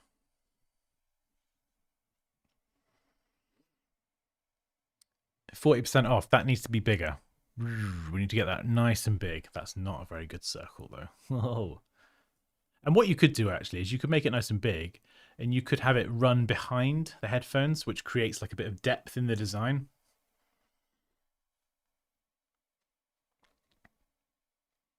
Yeah, good point, Paul. I feel there needs to be an explanation of why would we want the headphones.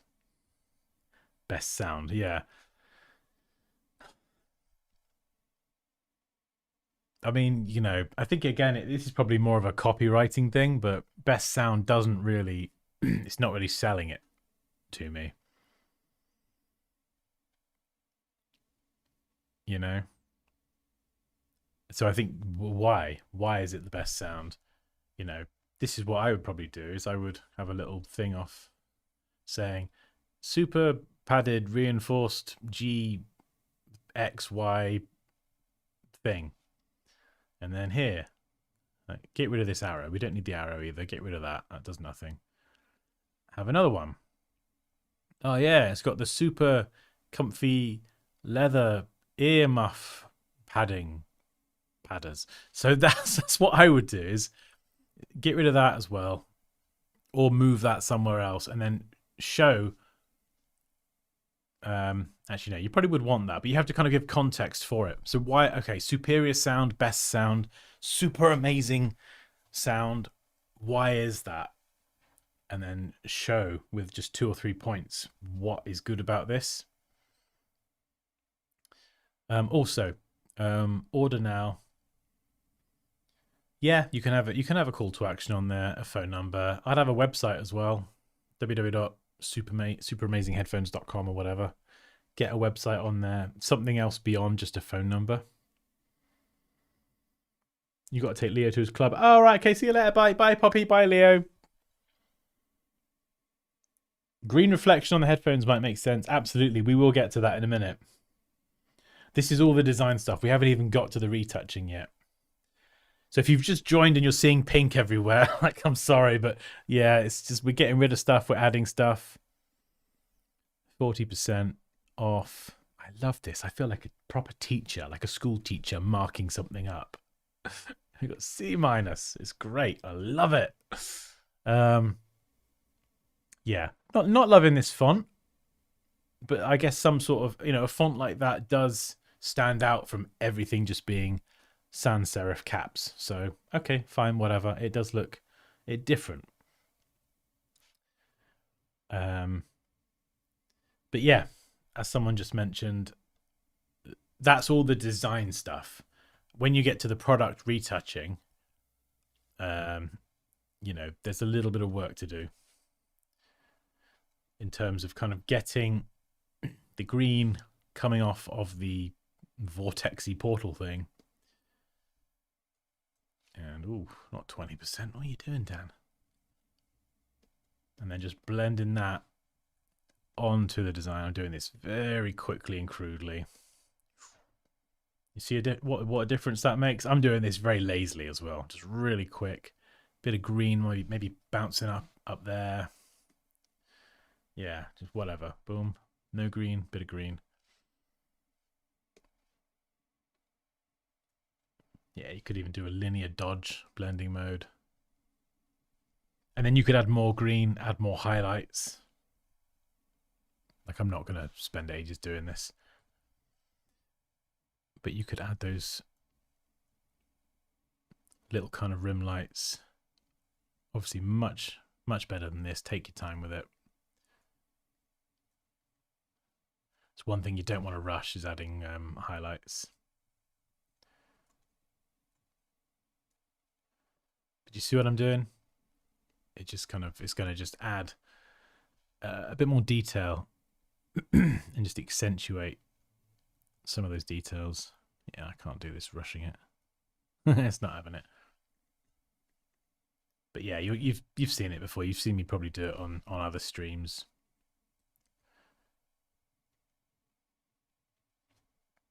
And it can look really, really nice as well if you take the time and do it properly. Because yeah, the background looks quite nice with all the particles. And the vortex thing, yeah, it's a bit pixelated, but you probably get away with it. But then the product retouching, it needs to have that sort of glow effect. And I'd make it a bit more dramatic as well. Because at the moment, it looks like an image that's been shot in a studio straight off the internet. Whereas what I would do personally is I would actually use curves to bring the darkness of it down. And then kind of brush away all these nice, bright, highlighty bits. Let's get rid of all that. Make it darker. And then when I'm adding those green highlights, it's just going to be even more dramatic. And I can have more dramatic lighting. So that maybe the areas that are bright, like this bit, maybe keep some of the bright areas in, but then make the darker areas really dark. So you get that contrast and it makes the lighting more dramatic, and then you can brush in the glows and the highlights. So yeah, so that was a lot. Hopefully that was helpful. That was a lot to kind of go over. But I think with this one, I think for the actual design elements, keep it really simple. And with the retouching, that can make a massive difference. So if it was me personally, I think the design layout bit would be the easiest and simplest part. You could even keep this left aligned and have the all the text over here. Sorry, you can't see that. All the text over there, and then have your headphones over here on the right and have their massive. But that product shot with the vortex, the headphones, the lighting, the green glow, and the retouching has to be amazing. Like, you really make that product shot look the bee's knees, you know, without being rude, the bee's knees. You want it to look very, very good. The dog's nads. You know what I'm saying? Don't know if that's a British expression, the old and dogs testicles, but yeah, that retouching needs to be like really on point. And then that photo will do a lot of the work, you know, that product shot will do a lot of the work. That missing E is killing me.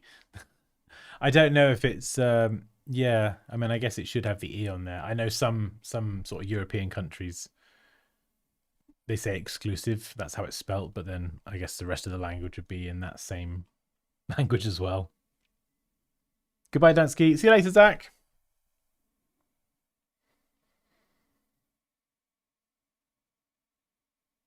I didn't know your experience like that with ad graphics. Oh, I've done loads of these sorts of things. Like, I did a lot of web graphics through most of my career, but then the early part of my career, there was a lot more graphic design stuff.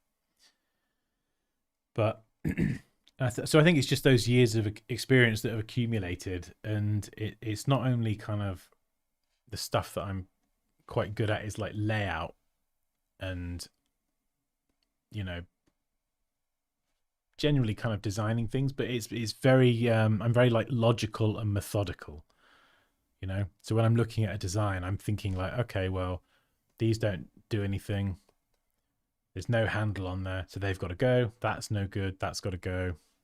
Logo, get rid of that. Arrow, useless, get rid of that. So my brain is just looking at what I can take out first when I'm looking at someone else's design. What doesn't need to be there? And then rearrange what is there in a way that has a better structure and a better hierarchy. And then, okay, maybe I'll add these tags in with a bit more a selling point. So it's very much like a methodical process in my head of taking stuff away, and then how can I, like, what can I add? Do I need to add anything?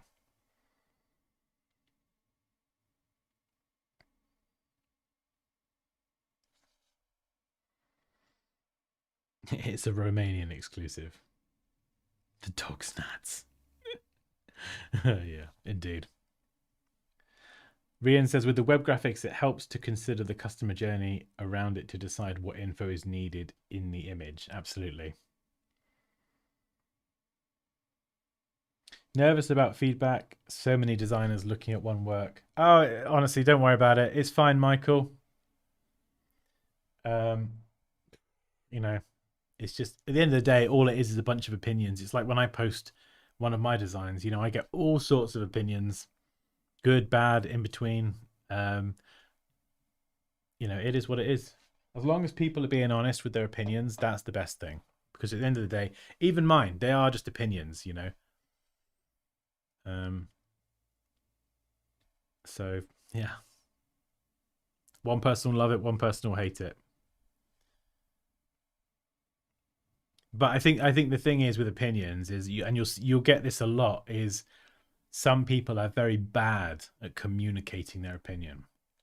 They'll be rude, disrespectful, very tactless in their wording, not very good communicators, possibly a bit aggressive. Do you know what I mean? Like, you're going to get this in the industry. People are just bad communicators and you can't avoid them. But what you can control is how you respond to bad communicators. So if, like, you'll see me, I post my designs on YouTube and all sorts, and like the fire and ice one, loads of criticism on that. But when people are rude or whatever, it's just like, cool, like, cheers, whatever, I guess. Okay, thanks. Like, do you know what I mean? I just sort of don't. I don't really kind of give. I don't really give people that can't communicate respectfully the time of day. You know, it's like, if you can't, at the very least, just, you can have any opinion on my work whatsoever. It doesn't bother me. But if someone isn't respectful and they can't, at the very least, not be rude, I'm not interested. You know what I mean? It's just about, being polite and respectful to each other.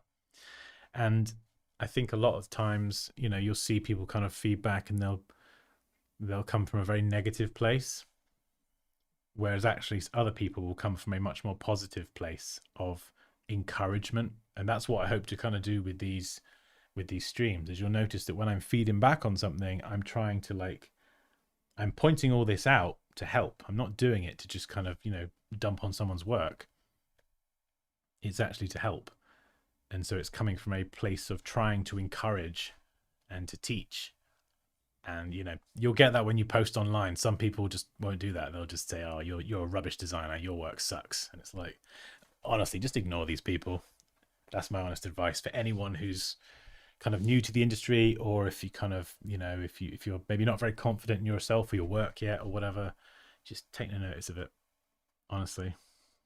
Agreed. And don't take criticism from someone you wouldn't want to take advice from. That's a very good point, Ian. Yeah. That's a very good point. I feel like here is only constructive opinions.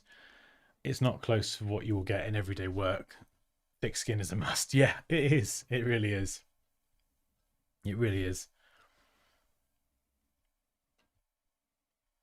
These review streams are great to get some valuable opinions. Absolutely love them. Yeah, I mean, that's why I love designing on stream as well. Just doing stuff, because everyone piles in opinions and it's more information for me to work with. So when I'm doing half the logos I do on stream, it's never just me doing it. It's like a team effort.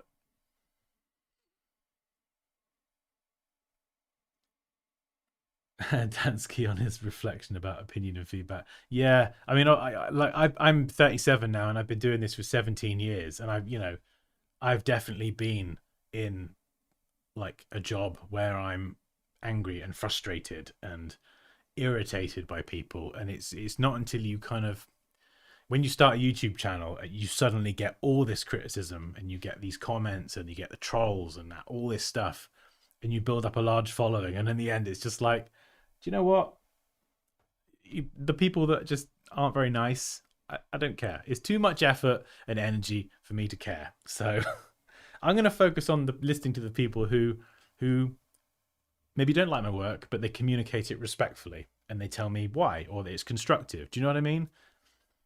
They're coming from a place of like, well, I don't like your design, Dan, but here's why, and this is what I think you could do to improve it. Okay, cool. Thank you. There's no reason for disrespect. It's not hard to give constructive criticism instead of just saying this sucks. Yeah, but I think what a lot of people do, Ian, I think generally a lot of people will project their own feelings, their own misery, their own suffering, and onto other people. I think this is general, without getting too into it, I think this is like a general problem in society, that a lot of people will project a lot of stuff at you, and they'll say, oh, you're this or that, or your work's this, or they're just kind of rah at you. And it actually, I think, says sometimes more about them and that they're not in a good place themselves, rather than it doesn't really, it says less about you and more about them. And I think sometimes when people are hurting or they're suffering, they just want to project it out there. And if you happen to be in the firing line, it's just, you know, it's just unfortunate, but that's the way it is, I think.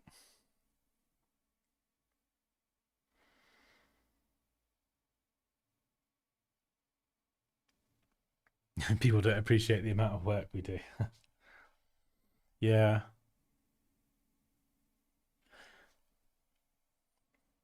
Oh, that got heavy, didn't it? That got deep. I'm glad that came up actually, because that was something that I was thinking about earlier today.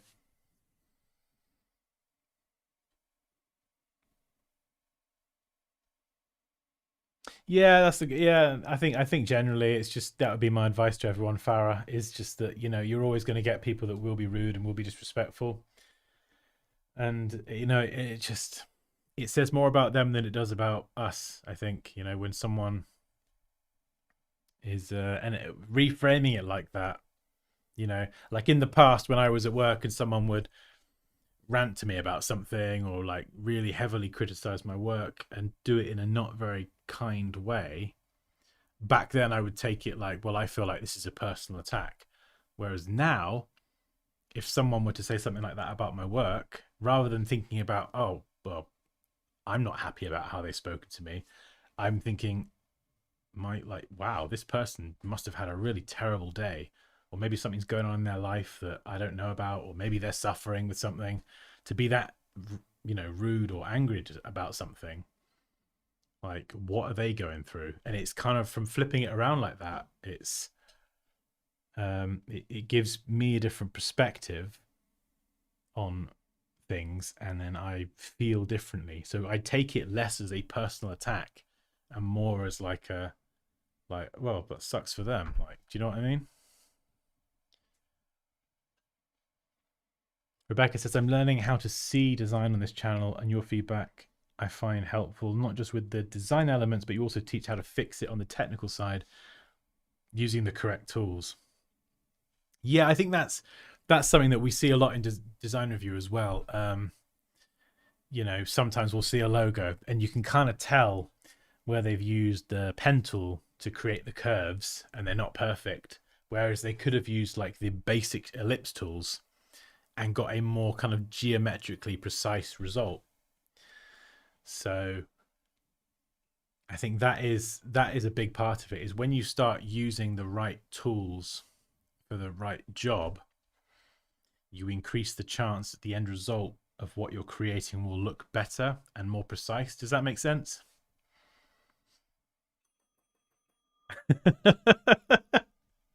I couldn't. You set me up there, Rebecca. You set me up there. So yeah, if you want to learn all the tools and be more precise, and basically learn Illustrator from the ground up, there is a link to my full Adobe Illustrator masterclass that will teach you everything that I know about Illustrator. And you can message me anytime. So if you get stuck, have a question, have a problem, I will always be there to help you. And yeah, so it's not just the course, it's essentially help from me and access to the community as well.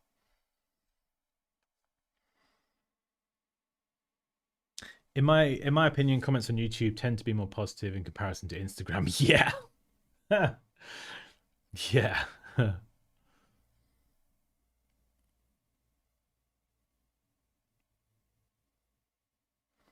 Rebecca says, as designers, we have to try and have as thick of a skin as possible, but also be empathetic and compassionate towards the people who are leaving mean comments. Exactly. Exactly. And I think as well, Rebecca, when it's very easy to react emotionally when someone does leave a horrible comment or say something or whatever. But actually, yeah, it's something I still try to do now, even if I don't get it right all the time. I try and just take a breath and just either just ignore it or think, yeah, I just say thanks for the feedback, or try not to let it kind of affect me like on an emotional level, and just sort of stay grounded. I'm really starting to like this community. Thank you, Dan, for streaming and providing us with this value, but also for providing us the opportunity to curate this amazing community. I'm starting to like this community as well. I love it. I absolutely love it. I think it wasn't until I started streaming again like this that I realized what I was actually missing with the whole YouTube thing, because like when you're making videos, you're essentially talking to a camera. It's a very kind of, especially as a one-man team, it's like a very isolated process. You're not really connecting with anyone. Do you know what I mean? Even though people are watching you. And it wasn't until I started streaming again, it was like, oh my God, like I've missed this. Like actually interacting with people. And it so kind of now when I'm sitting in front of the camera and doing the pre-recorded stuff, you know, the people that I think of, like who this video is for, is you guys. Whereas before it was just like making a YouTube video and there just wasn't that connection. Do you know what I mean? So I'm much happier now making video content because I know exactly who I'm making it for. Stephen says, or you can be a pen tool master and put the anchors on the 0 degree and 180 degree tangents. They will never know. You sneaky sausage, Stephen.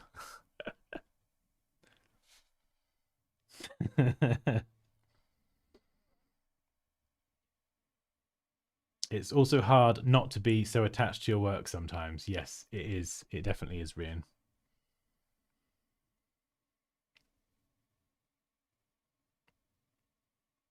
Yeah, I feel like that as well, Gal. I think I think a lot of people that comment on the designs, there are a lot of people that join the streams. Whereas if you post it on some of the other platforms, it does feel like a lot of randoms. I know what you mean. Mike says, as you become super versed in the tools you use, you begin to let go of the attachment. A lot of this is about how long something takes.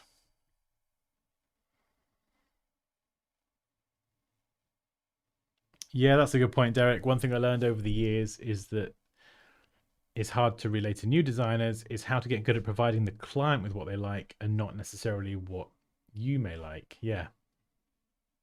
Or when you're having that conversation with the client, like I was saying earlier, talk more about, like, focus on the business aspect of everything. So instead of talking about the design particulars and trying to get a client to understand why you've done this flourish and how it bends around, the curves are perfect, you know, they don't understand that, and most of them might not even care about that. You know, you can talk about it passionately, very loosely, but getting into the nitty gritty of the design is probably, in my opinion, less effective than getting into how this is going to affect their bottom line or make their brand be perceived better, or like business stuff. Do you know what I mean? Because you're talking about design particulars to potentially someone who isn't going to appreciate it in the same way we do.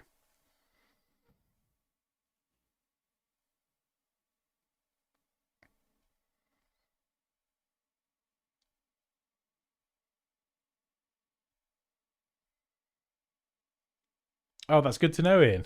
I definitely wouldn't be watching Illustrator tutorials right now if you weren't streaming. I'm more so here to connect with you. Oh, thank you. I appreciate that, Ian. I only watch live streams because you only get 2 ads in the starting, unlike 4 in a normal video. There is a button here where I can insert ads manually. I just have to press a button and it'll throw in an ad. But don't worry, I'm not going to do that to you. I'm not going to do that. Just submitted my icon set in the masterclass community. Hang on. All right, hang on. Hang on, Rebecca. Let me open it up. Let me open it up. Let's have a look. Where are we going?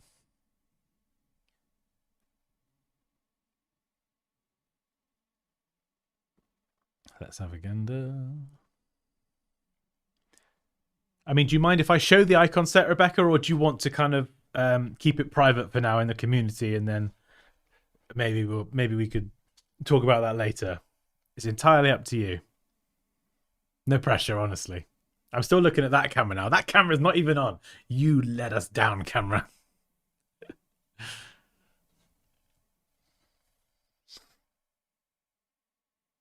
That's a good point, Stephen. Yeah, I think it's also healthy to not fully love every one of your works. Time restraints warrant this as well. Yeah, that's true. And I think as well, when you get too attached to work like that, and I can definitely attest to this. When you get too attached to work like that, you almost strive for that perfection, and you end up wasting loads of time perfecting the tiniest, most minute details that isn't a productive use of time, you know? So that's something that I definitely need to work on.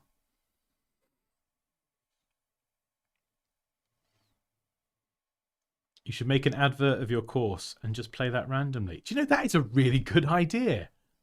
That's a really good idea, actually. I don't know if it would have the same sort of the same enjoyment as a segue, you know, with a ding, ding, ding. Oh, hang on, the bell's not working. There we go.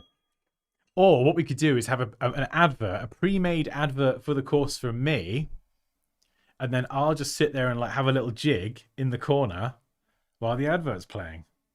That could be fun. A bit like less adverty, you know?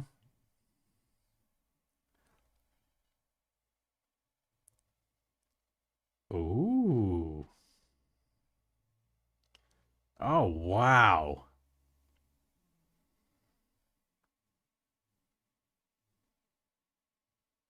Oh, I'm gonna have to hang on, let me save these. Okay, so is that version 1 and 2? Right, I'm gonna save that one. Let me whip these up, Rebecca. 1 second. Oh, can I open that in Photoshop? Yeah, excellent. Right, and this one. This shows all the kind of the process. Okay, let me just grab that from the community. There we go. Cool. Okay, so let's close that one down. Thank you very much for submitting this one. Hopefully that was helpful anyway. Yeah, so this is the working out. So yeah, I remember Rebecca was hey, oh look at that one. That is so cute. That is adorable. We'll overlook the non-geometric precision. I love the little expression on the bear and the standing up one. This got some character. I haven't seen that one before. I like that. This is why it's cool to kind of have all your working out just like on one big sheet, because then you can see the process.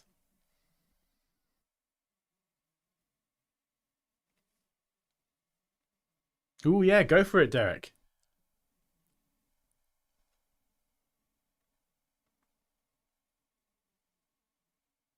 There's only one way to find out, Derek. You just got to throw yourself in. Throw yourself in head first.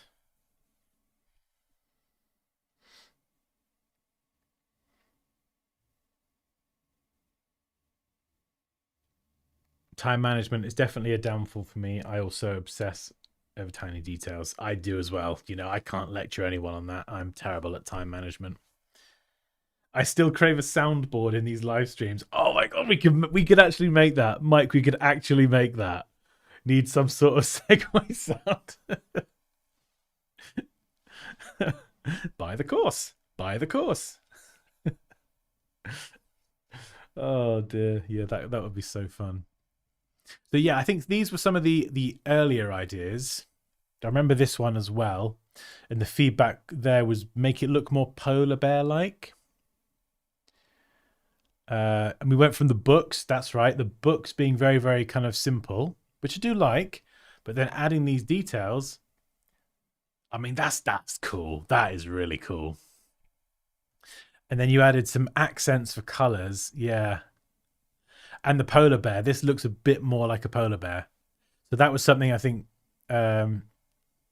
we worked on was, yeah, just refining that shape. I love the geometric the sort of smooth lines and the precision here, nice curves and all that, but it just needed to feel a bit more like a polar bear. I mean, look at this one. Is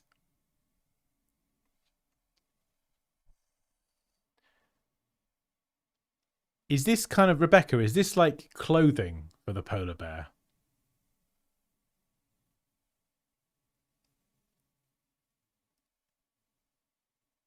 Oh, I see how that evolved. Oh, right. Nice. And then, yeah, you've got the single accent color, which, I mean, I'm a personal fan of that anyway. I like the single accent color. I feel like the bear looks armored. Like I feel like the bear is getting ready to go to war or something.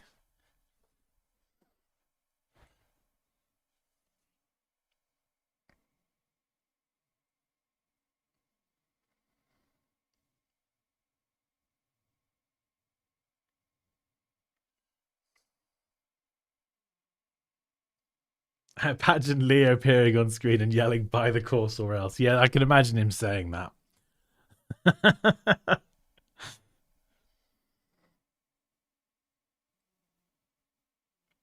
I open up a Discord channel and I can make sounds for certain things. Oh, it's supposed to be armor. Okay, the reason I'm confused, I was confused then, Rebecca, is because I think you mentioned a scarf. So I think when we last talked about it, you were considering a scarf, and obviously that's changed into armor. I mean, okay, I love it. I was looking at it thinking like, is this a scarf or is this some sort of clothing? But yeah, he looks battle hardened, this fella. That's cool.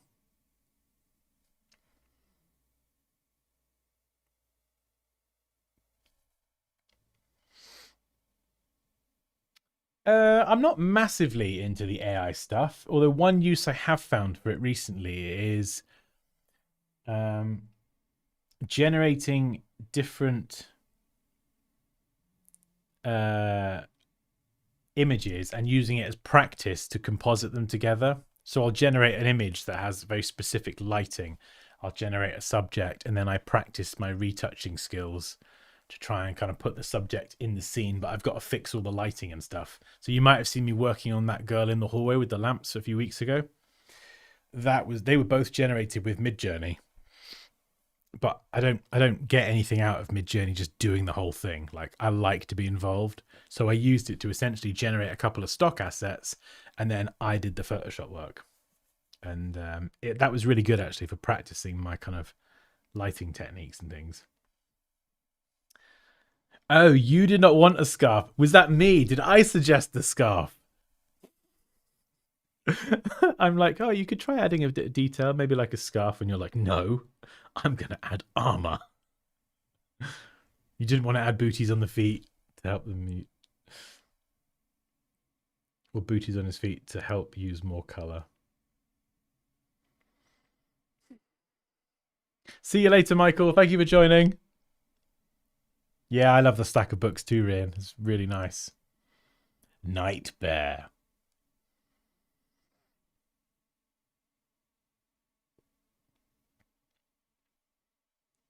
Oh, nice. Oh, yeah. I see like a sort of, I can imagine from the front, I can sort of see the Spartan kind of, it reminds me of a little bit of a Roman as well with some of the shaping. But I can imagine from the front, you've got that Spartan bit down the middle there. That very iconic helmet. Nice. And then this is so this is all the kind of working out. And this is the finished shebang. This is a bit higher quality, this one, I think, that I downloaded, so you could see some more of the lettering. Yeah, I love that on the books. And this is cool because it all hangs together as a suite of icons. They've all got a very clear style. You know, we've got the main body of the objects has a thick stroke, the details have a thinner stroke, and then we have that one color used as an accent in a few key places. Yeah, these are really good. In fact, these are probably I mean the top one's quite icony, but these are probably less icons and more kind of detailed graphics. Almost, you know, they are pretty much from very sort of illustrative as well. Yeah, I think that's my favorite. I love the stack of books and they're all so different as well. So cool. There you go, Rebecca. I think the consensus is pretty unanimous. So I know you say that you like to obsess over the details. So hopefully, however long you spent on all of these, hopefully it was all worth it to get that feedback. I think they look great. I love it. Armored bear, exactly. Armored polar bear. Nice. Oh, right. We're going to have to leave it there today. That's been like 2 hours. I've actually got a bit of a headache. I think I need to go and have some time outdoors. Maybe go home and throw Leo around a bit. But yeah, thank you so much to everyone for submitting. And I mean, I would apologize for the technical issues, but I think at this point it's expected, isn't it? It's just part of the setup here. We have to have a technical issue or two as we go through it. Probably way too long. Oh, I know. Tell me about it. I've definitely done the same. Definitely done the same. But yeah, thank you so much to everyone for joining. I'm still looking at that camera over there. And yeah, I hope you have a fantastic week. Oh, I should mention, actually, I'm away in Louisiana from probably next, I think it's Tuesday to the following Wednesday. So I won't be streaming next week, which is a shame. But I'm going to have some chill time with a friend in Louisiana in the US. So that is going to be a lot of fun. I'm looking forward to that. Yeah, going to be fun. But I will be back on Thursday for another stream, all being well. So yeah, have a fantastic week, and I will see you in the next one. Cheers, guys.